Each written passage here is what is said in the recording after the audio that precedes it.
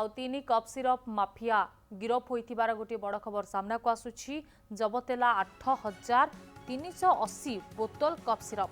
गत 22 तारिख में जिलार विभिन्न थाना पक्षर चढ़ाऊ कर 7,800 कप सिरप जबत कर घटन में 58 जन को गिरफ करथिबा बेले पुणी लिंक रे 3 जन को गिरफ कर गिरफ अभियुक्त हेले कटक जिला चौद्वार थाना चारबाटियार सिद्धांत कुमार नायक, कटक टाउन पूर्णचंद्र बेहरा और बरगड़ गंगाधर नगर लक्ष्मीधर बेहरा।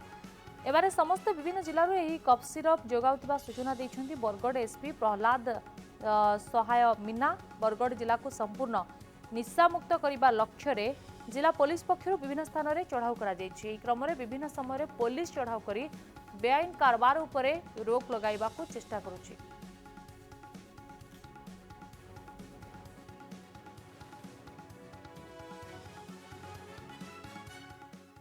गोटे टीम करके पठाइले से आम टीम काली आउ 8,380 कोरेक्स बोतल सीज करी आउ जे मेन दुकान वाला अच्छी ताकू भी अरेस्ट करके आनी आउ ता सहित आउ 2 जना अरेस्ट होइछि जे ये सप्लाई चेन रे इन्वॉल्व थिला।